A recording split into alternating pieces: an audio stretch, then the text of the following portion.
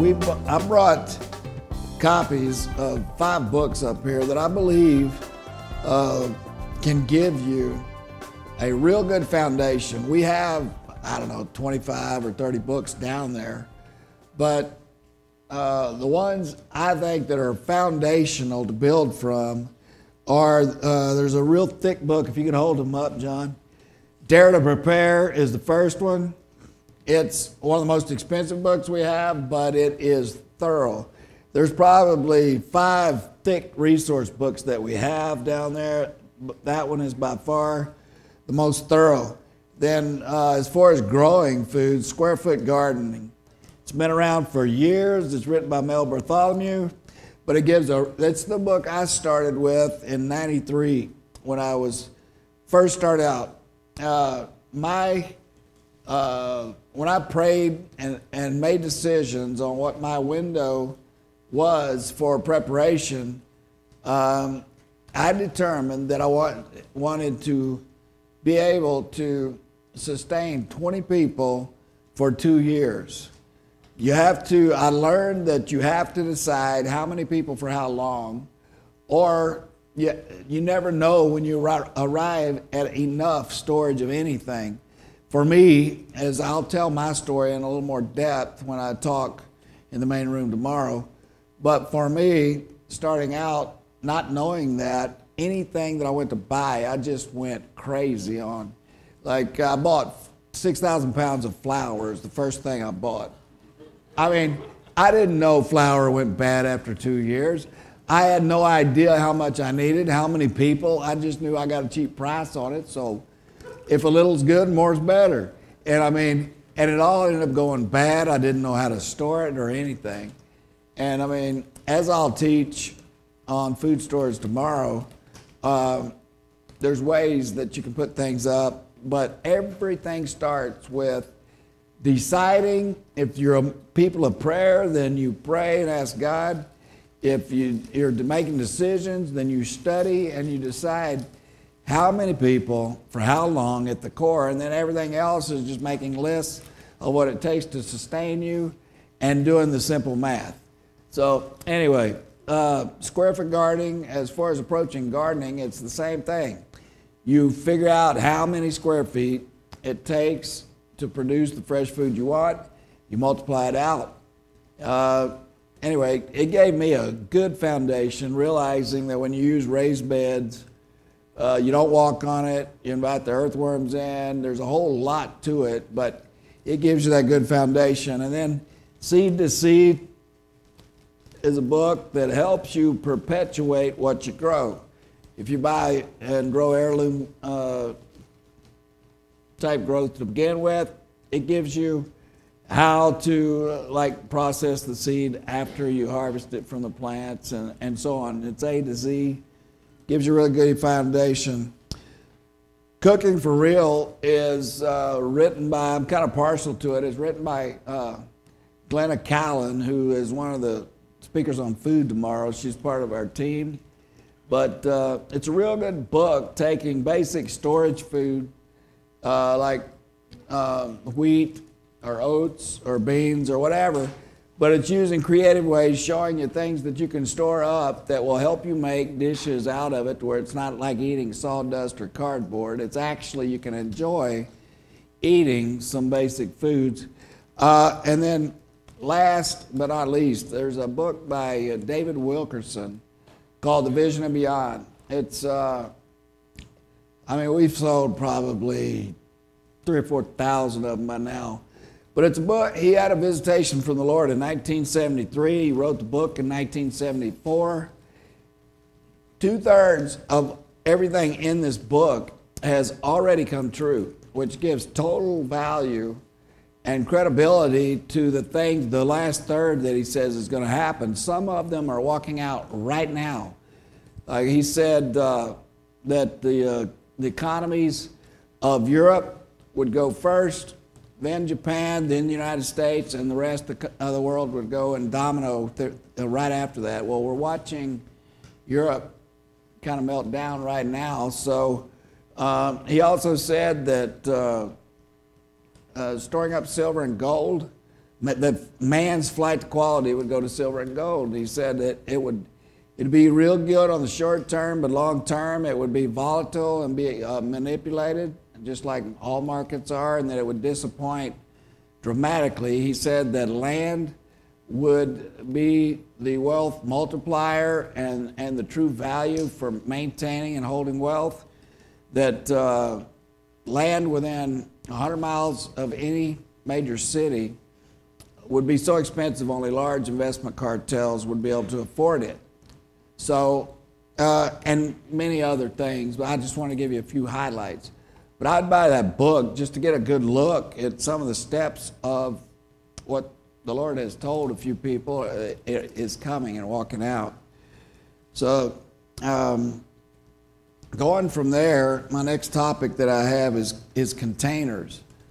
I don't know if one of the first basic things to food storage is choosing good containers. I had a mentor, as I'll mention tomorrow, that from the get-go told me that when your life is on the line, don't put it on the line with a piece of junk.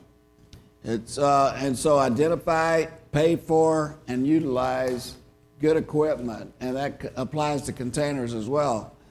For those of you that are like me, my window that I'm looking through is for many, many people.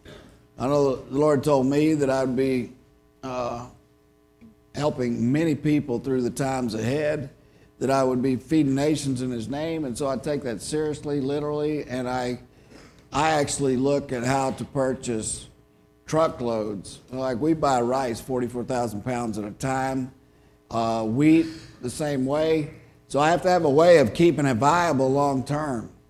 We literally have underground warehousing that stays 58 degrees year round. It can be 100 or it can be 0 outside and it's still 58 degrees. The only thing is there's humidity underground. Actually, our warehouses have these massive dehumidifiers, but you still have to have a way of keeping air and moisture out so you don't have oxygen exchange and moisture exchange. So what we've used, everybody, well, a lot of people know about 5-gallon buckets.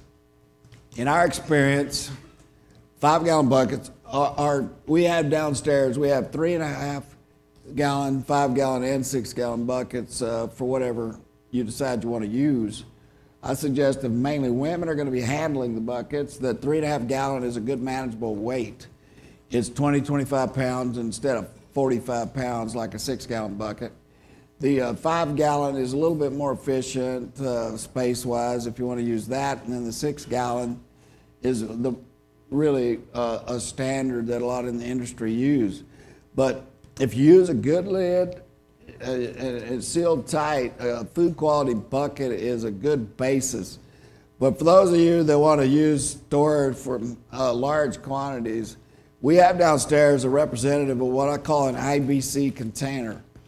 It actually holds 2,000 pounds of grain, rice, beans, whatever. But we also use them for water storage. It holds 275 gallons per container. You can stack them 3 high. In our warehouse, for every 15 square feet, we have 825 gallons of liquid or a little over 6,000 pounds of solid. What I like is the fact that you get a mass storage. It's airtight, it's moisture proof, and it's high volume that can be moved readily with a forklift. So it gives us the best of all worlds. We actually have a service in Kansas City where we store pallets of food for people in our environment, a 58-degree environment. So, I mean, and it's been the container of choice for people that are wanting to store up. We have families actually order grain through us, and we put it in IBC containers and store it, and stack it, and just bill them monthly for the storage. But IBC containers, we have them new. They run about $325. We sell them used for $150. The previous use has been, they've been used to store from the manufacturer for food grade mineral oil. They've been steam cleaned to where the inside is clean, non-scented, and you can use them for anything from water to multiple kinds of grain. If you want to know what they look like or whatever, we've got 2 of them stacked up downstairs. One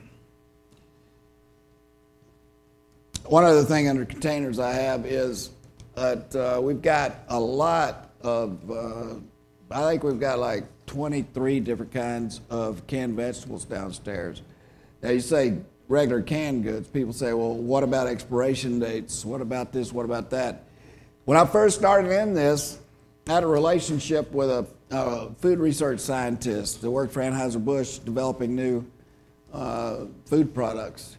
And he told me that the American food canning industry is so paranoid about liability that they do their job extremely well, that canned goods stay viable for years past expiration dates. They said that unless the can is compromised, physically compromised, like punctured or rusted through, if the content inside goes bad, it'll actually swell the can out. If neither of those things happen, then the food is still viable. And so I couldn't publicly shout this from a rooftop without getting sued, but more just privately, I'm just telling you that you can have inexpensive canned goods as part of your long-term storage strategy. And I'm not trying to be a big salesman on the canned goods that we carry. I get by the truckloads, and I'm just saying that downstairs we have right now like 23 different canned vegetables. We've got 2 cases of each, and it's mainly for display, but we have pallets of each of those items down there, and they're like half or less of what you pay for them in a store. So it's, if you have your own venue to buy them cheap, like through Aldi's or whatever, take advantage of it. I mean, Aldi's will actually work with you if you want to buy pallets. You call them up, make pre-arrangements, and you can pick them up at their warehouse later. So, I mean, I would utilize that as part of a strategy depending on how deep you're wanting to go into food storage. So,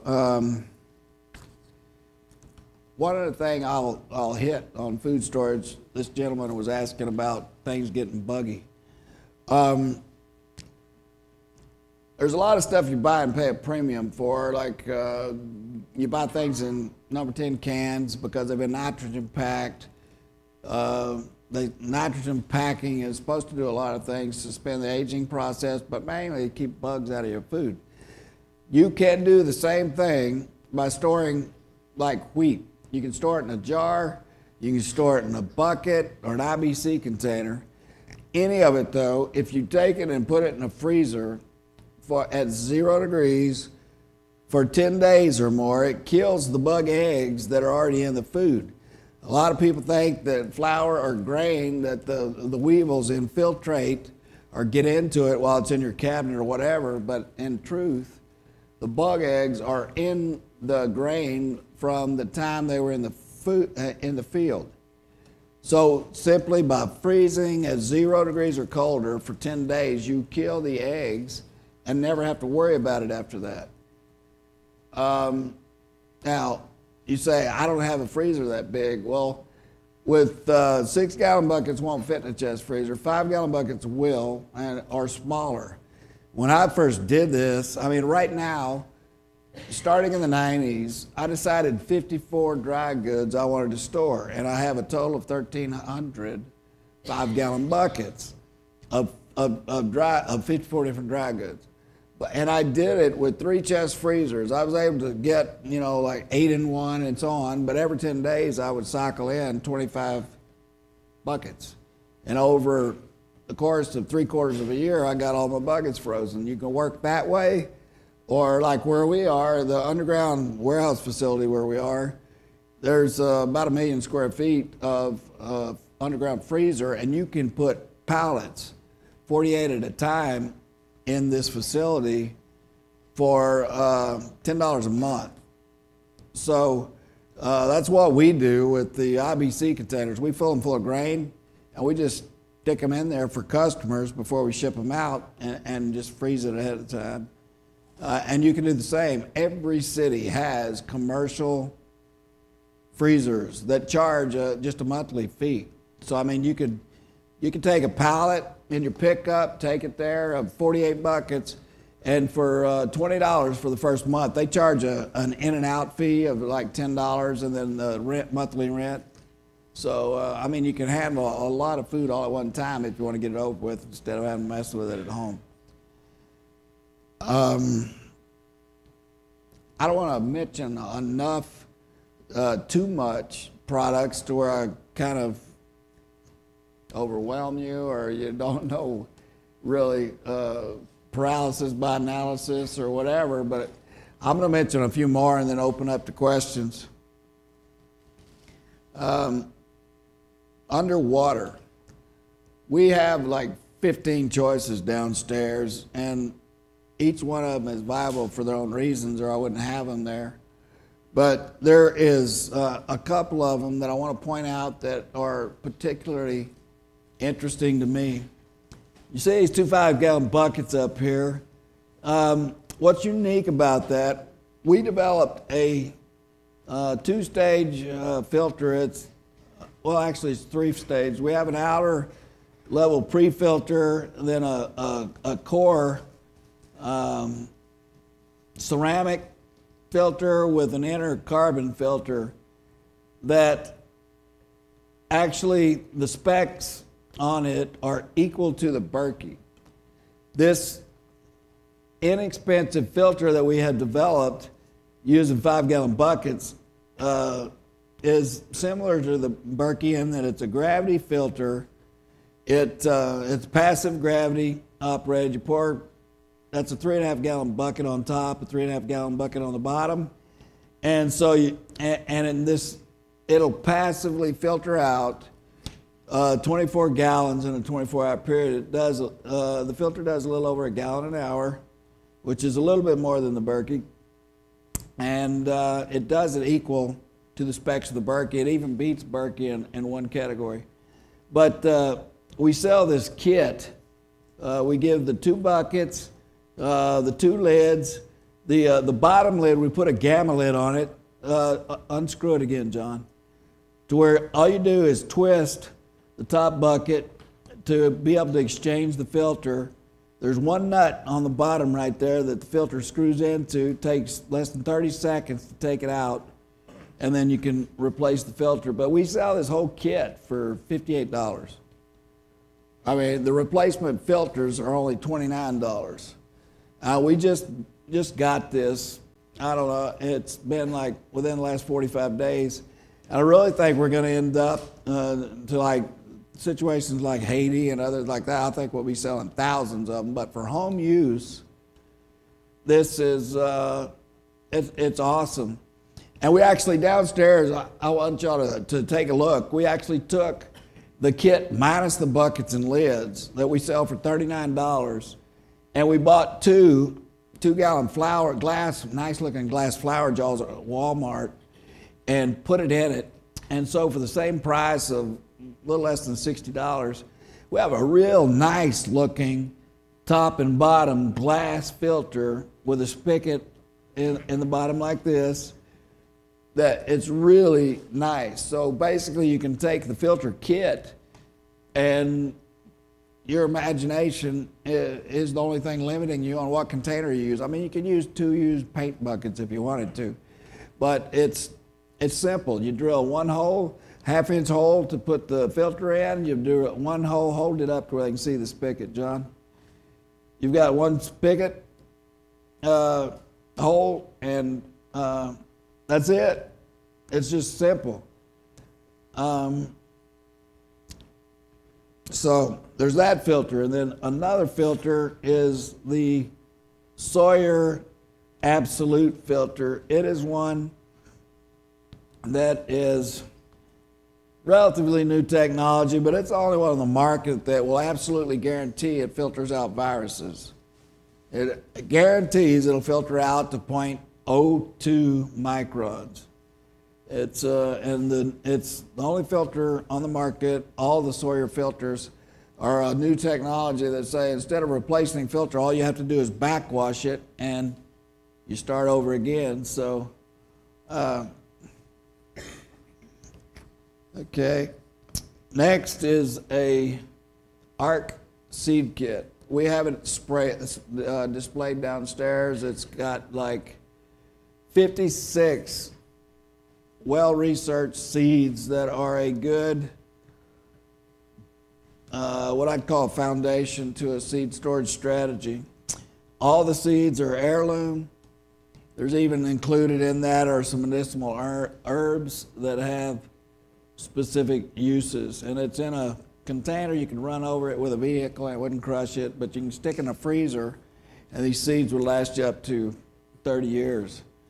I don't know if in food storage, if you're really thinking beyond just a 3-month immediate situation or whatever, for anything long-term independence, you have to be thinking about seed.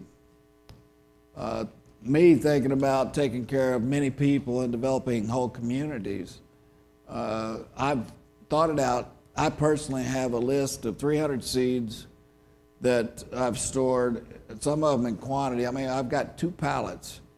2 years ago, I invested nearly $10,000 in seed, and I keep it in the underground freezers and in airtight containers. And I mean, an airtight container can be anything from mason jars to, I use little sandwich side Glad, like our Ziploc containers that you can just snap the lid on. Each one of those hold about a pound of seed. And so for me, I didn't want big, huge containers, but I wanted airtight, and I can pull about a pound of seed out at a time. So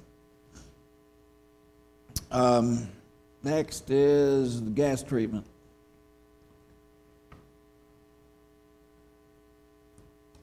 That's a simple mason jar, but this is a food preservative. It's not promoted as being able to extend the life of gas storage. It's the most inexpensive method I know of. That one little jar there, it's a pound of the item. It will extend the life of 1,000 gallons of gas for a year. That quantity right there will. And how you use it is you put it in gas when you first buy it, and then each year you add it to it, and it keeps the separation, and it keeps the octane viable in gas. And you can do that up to you can make gas last up to 9 years with it.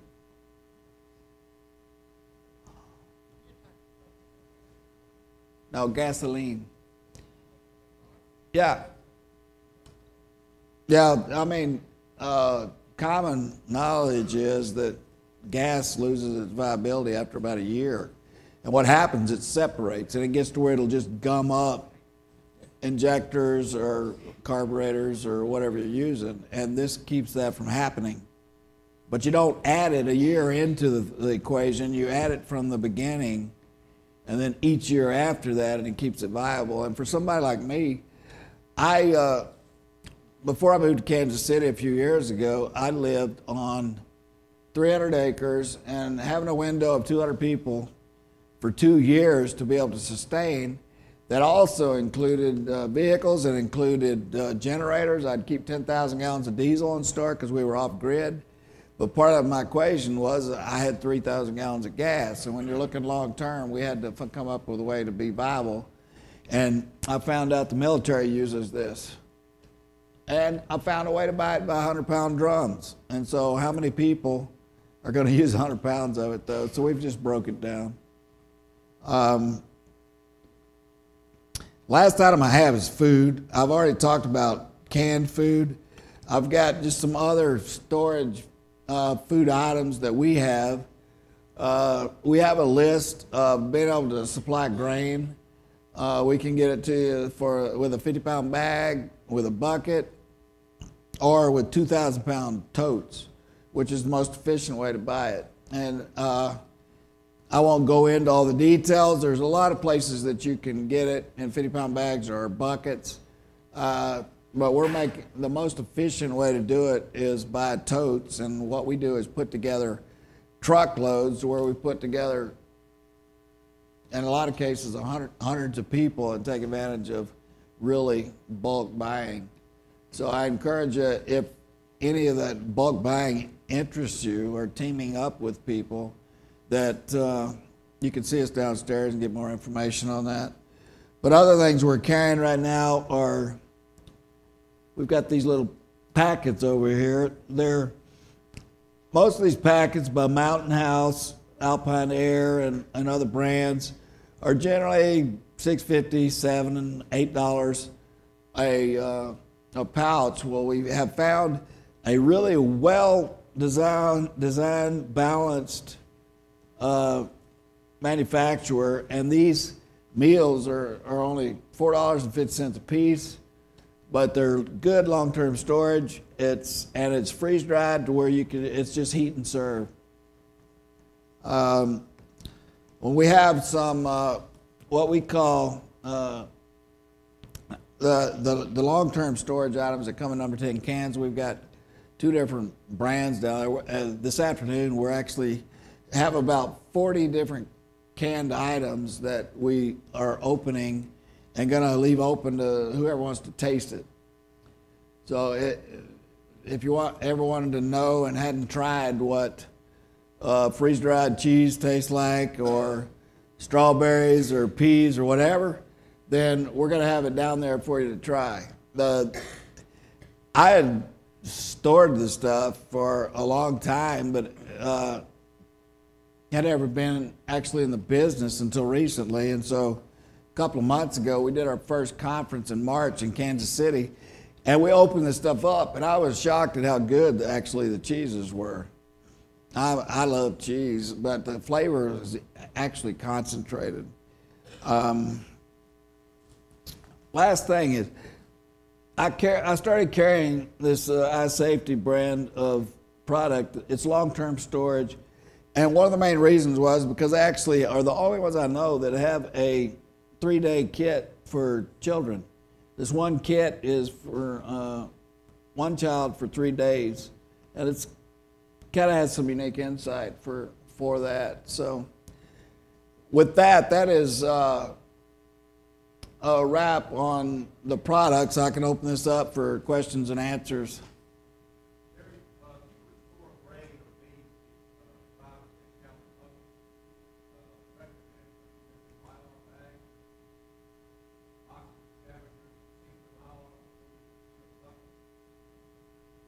I don't. I think you can spend your money better on other things and your time as well. I have been served well with just finding good food grade buckets and going through the process I talk about. I do recommend that if you fill the stuff yourselves, and that's my method of preference, that you fill up the bucket, you shake it, twist it, to make the product settle down, and then top it off all the way to the top to where when you put the lid on, there is no air in it. And then seal it down where it is absolutely airtight, and freeze it, and then put it away and don't worry about it. There is problems, though, if you're keeping stuff in your garage. The main enemy of long-term storage food is temperature. Temperature fluctuation, that's the word. Normally in a garage in our part of the country, temperature is going to fluctuate at least 20, and in a lot of cases at 40 degrees a day. And then from season to season, you go from cold to hot. And that just totally leaches out the nutrient value. You can actually lose up to 90% of the nutrient value of grain sitting in your garage within 5 to 6 years. And multiply that out, the grain you could actually eat 10 years later, and it's not going to hurt you, but it's possible to starve to death with a full belly. You can eat stuff, and it can even have a little flavor left in it, but have most of the nutrient level gone to where, I mean, it's like eating cardboard. All the nutrient levels leached out of it. So underground is the absolute best because, I mean, it's like in our warehouse, it's 58 degrees. That's winter, summer, spring, fall, whatever. I mean, it's like, I don't know if y'all have heard, but there's been grain found that's 3,000 years old in the Egyptian tombs. There was one thing, it stayed good because it was, well, the temperature was totally steady, but the moisture in that region where it is, there's just no humidity. And so airtight container to keep the moisture out and temperature stability, those two keys, and a lot of key basic foods will stay good for a long time. One thing I might add, for gluten intolerant people, instead of potato flakes or dehydrated potatoes, they can sustain over time. Any other question? Yes. Or something like that. I'm sorry? How about foods that are vacuum sealed with a food saver or something like that, and then putting them in a bucket? Would you still recommend a food container quality bucket? Yes, I would. And the reason I'd recommend that primarily is because any kind of insect, particularly the meal moths that get in other food, they eat through the plastic easily, especially the worm stage. They can eat through that lightweight plastic easily. I used to use vacuum pack for seed storage, but just the little pin, the points of the seeds can compromise the air pack on those things. And so I stopped doing that. I started keeping seeds in other containers. I like mason jars best for seed storage. In the back, green. Yes. Have you ever used the hot ice or dry ice in a barrel or your bucket and leave it with the lid partially off to where it can evaporate, to where it can seal it off? I've never done it personally. I've heard of that being used, and I think the Mormons use that yeah, process. well, the Mormons know what they're doing, and so, but I question and I challenge somebody to prove the fact that dry ice pushing all the oxygen out. I mean, you still have to put the lid on. There's still going to be a little bit of air going in there, and so for me and my process of money, I would just put enough product in it to minimize the air, and I've had good experience with it. I've been storing food since '93. Yes.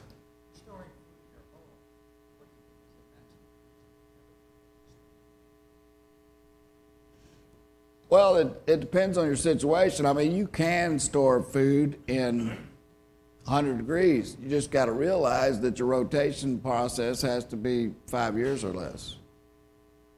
So the higher the temperature, the shorter the life. And then if you add fluctuation to that, you're just really using a multiplier to 5 years in.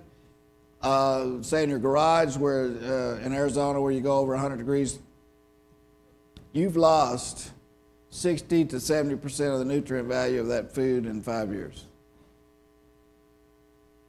Yes.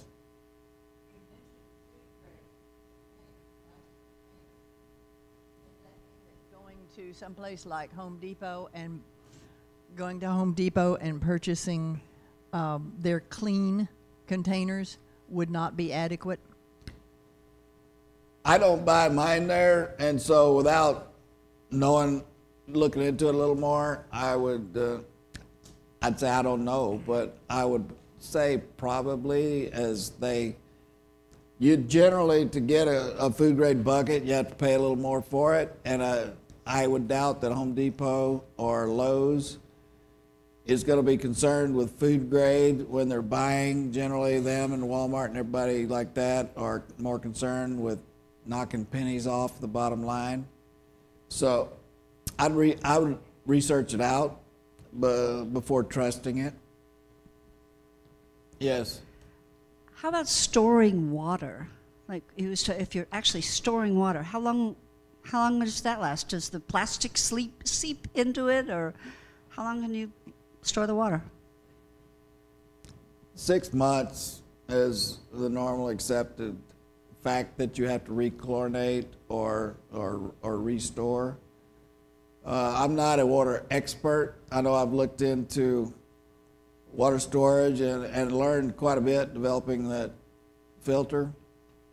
But I do mine every 6 months. And as far as plastic seeping, you get a lot of different reports on that. I don't care what it is, you're going to find somebody that's paranoid about it. I like to look at things to find the one reason why to do something, because there's other people that are going to find 10 reasons why not to. I always say, I tell you, in business, and I apply it to food storage and the way we try to draw people into a sustainable lifestyle, not just store for the moment or hoard or whatever your word you want to attach to it. But there's a book by Michael Masterson called Ready, Fire, Aim. You can apply that to anything in life. You can apply it to business, to the person, in my opinion, the person that charges forward into something and learns as they make mistakes is always going to end up ahead of the person that has to study it all out and get a degree and then move forward and thinking they've got it all, just exact. So when it comes to storing water, that's a long answer to a short question, but that's my opinion. I say take action. If you find out it doesn't work, then go to plan B, C, or D. I use the whole alphabet.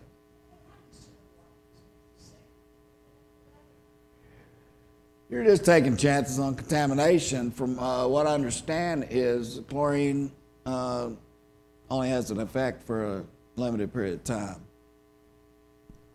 Yes?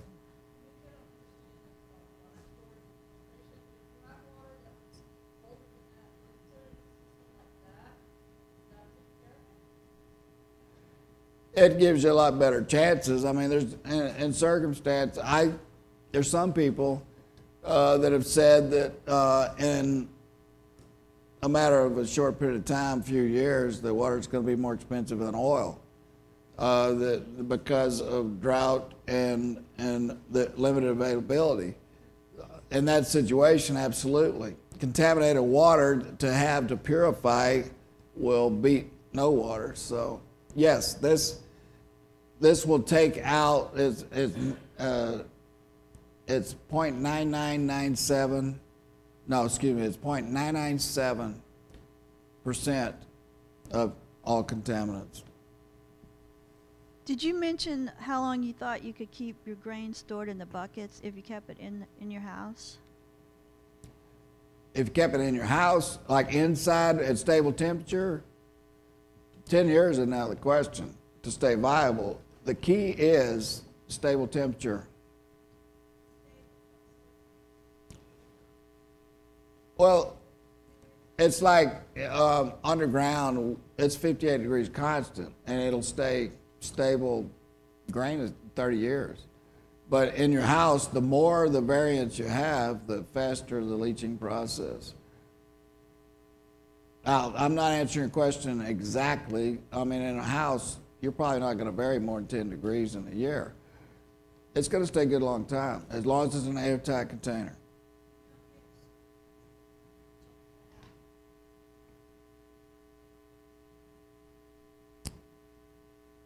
Yeah, there's places you can get your food tested if you want to pay the money to do it. My testing has just been over time, over 20 years, and the Lord saw fit when I first started down this journey that a food research scientist lived next door to my sister. And so I got all the key ingredients I needed from the get-go. I didn't know then that I'd be in front of you now. I was doing it out of concern for myself. But you'd have to study into how the nutrients leach in order to have an understanding. But I'd say in your house in less than 10 degrees, I wouldn't be afraid to put my life on the line with grain that 10 years later. I'm eating grain now that I've stored in 93 and 94. Yes, in the back. Okay.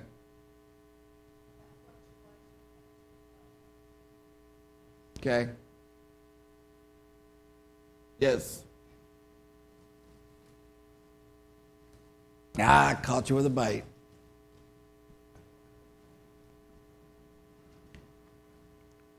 If storage of food in the house is a challenge, or in the garage, I know that the Indians used to dig pits and line them with straw, and then put their food in those pits and cover them over and mulch them on top of that.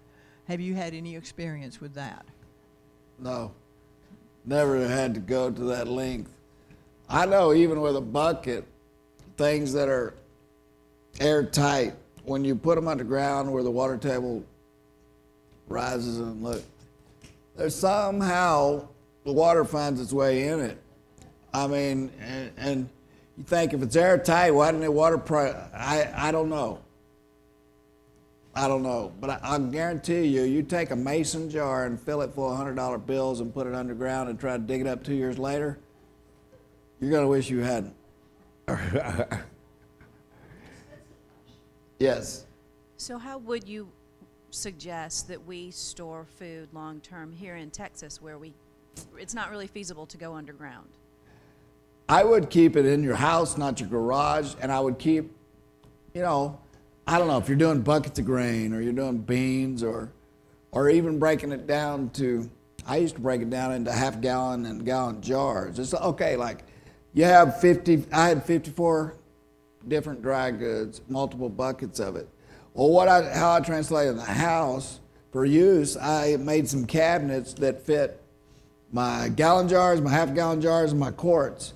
And I had a representation in the house of each of those items. And then in an underground building that I built on our 300 acres, I kept the buckets. So you can break it down in anything and have it in your house and then replenish it and put it somewhere else. Now, in the middle of a city, replenish, you can get warehousing that is either underground or freezer facility. Freezer facility is really good if you have bulk stuff. I mean, it's $10 a month a pallet. Seriously, that suspends the life of whatever you've got in there. I'll tell you right now, I've got 30,000 pounds of pinto beans in an underground freezer, just for that stability reason.